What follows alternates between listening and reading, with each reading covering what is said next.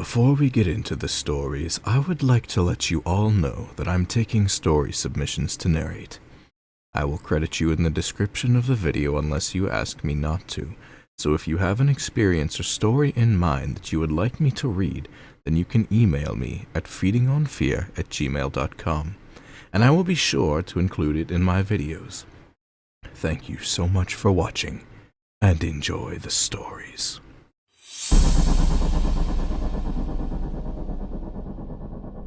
I grew up hearing stories about the Hidebehind. You probably did too, the thing that lives in the woods, always just out of sight, hides when you look, follows when you turn your back. People used to say it snatched loggers, hikers, hunters, always from behind, always without a sound. It's just a campfire story to me.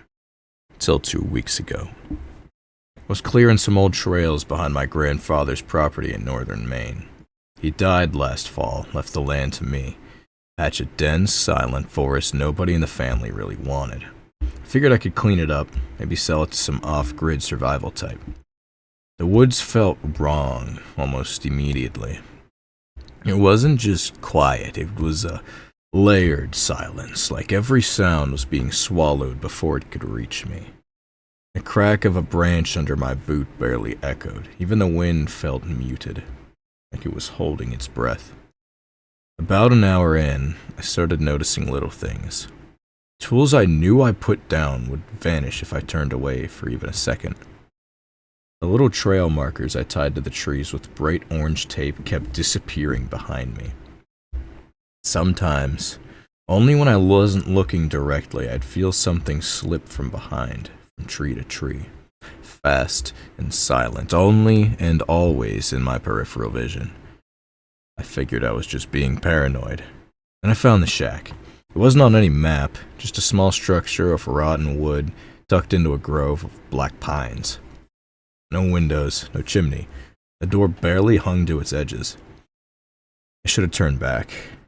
The hairs on the back of my neck stood up, and not from fear. It felt like a dare. Like something wanted me to come closer. Inside was a single room. Dirt floor, collapsed roof, and a pile of bones in the center. Some looked human, some didn't. All broken and twisted like they'd been backward before dying. There were carvings on the walls, hundreds of them. Rough shapes gouged deep into the wood with something sharp. Not words, not pictures, just eye shapes, staring, crowded together until the walls looked like skin covered in bulging tumors. It's when I heard it. The breathing, shallow and ragged, right behind me. I didn't turn around. I couldn't. Something in my gut screamed that if I turned around, if I acknowledged it, it would be real. And so I stepped backwards, slowly, one foot, then the other, out the door into the clearing. The breathing followed me, closer. I could feel a long, cold exhale brushing the back of my neck. I ran. Branches clawed at my clothes. The underbrush grabbed at my boots, but I didn't stop until I saw the rusted frame of my truck between the trees. But the breathing never stopped. I slammed the door, locked it, and peeled out onto the rutted trail. I didn't look back. But here's the thing. I know it followed me home. At first it was just little things again. Footsteps in the hallway at night when I knew that I was alone. Cabinet doors left open after I swore that I had closed them. Reflections in the TV screen when it was off. Shapes moving in the background. Last night, though, I saw it. Not fully, not straight on.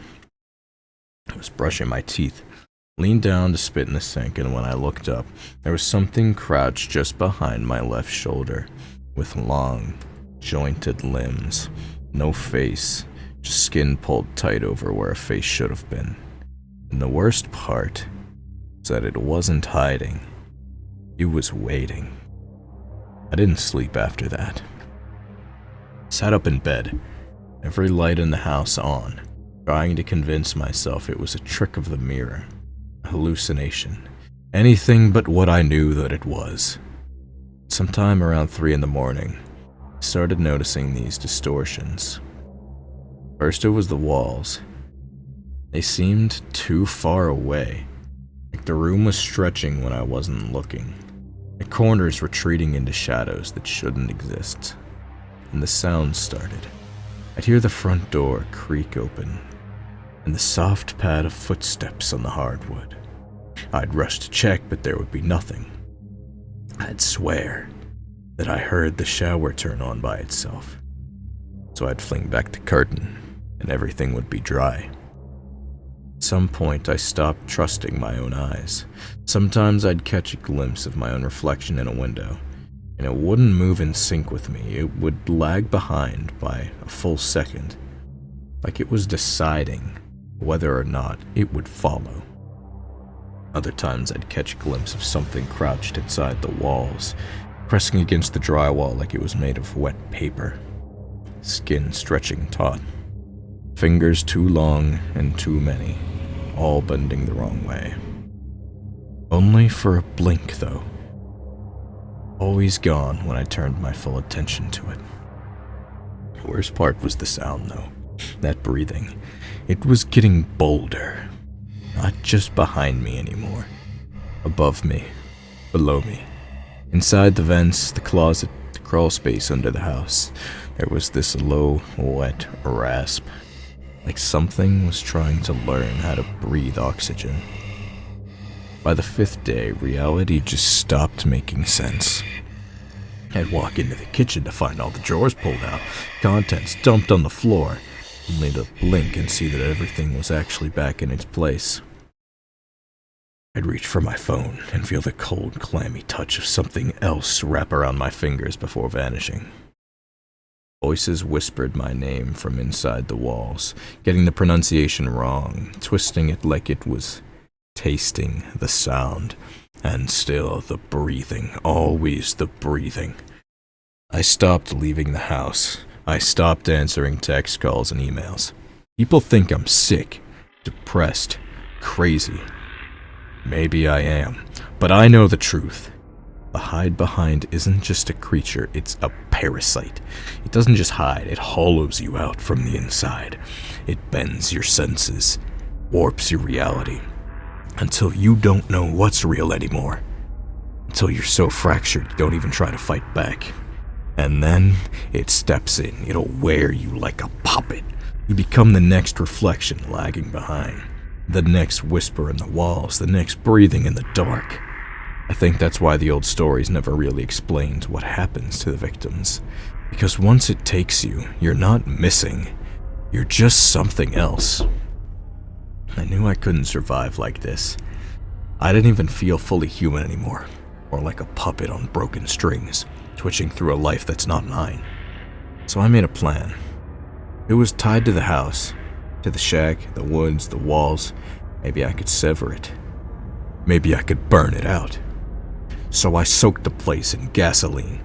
Every room, every inch of sagging floorboards, rotting drywall, stained carpets. The canister was almost empty when I paused at the front door, the lighter trembling in my hand. The breathing was so loud now, it wasn't even pretending anymore. It filled the air like a second heartbeat. I flicked the lighter.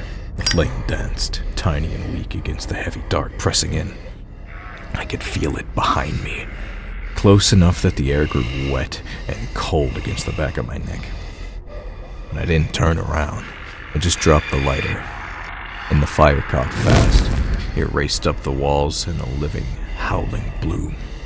Smoke filled my lungs, my eyes, but I forced myself through it, stumbling outside into the cold night. I didn't look back until I was halfway down the overgrown drive. The house had turned into an inferno, roof collapsing inward, windows bursting one by one. The trees around it caught too, sparks spiraling up into the black sky. For a moment, just a moment, I thought I saw something in the flames. Not one thing, many, shapes squirming just beneath the surface of the fire, writhing against each other like worms in a corpse. Some tall, some bent, some crawling, some climbing, all of them wrong. And all of them watching me. Didn't stop running until I hit asphalt. I spent the day in my truck parked at the edge of town under a street light that buzzed and flickered like it was struggling to stay alive. For a while, I thought maybe it worked. Thought maybe I burned it out. Thought maybe I was free. But now I'm not so sure, because when I close my eyes, I can still hear it. The breathing. It's not behind me anymore. It's everywhere, all around me. The light in my truck flickers more than it stays steady.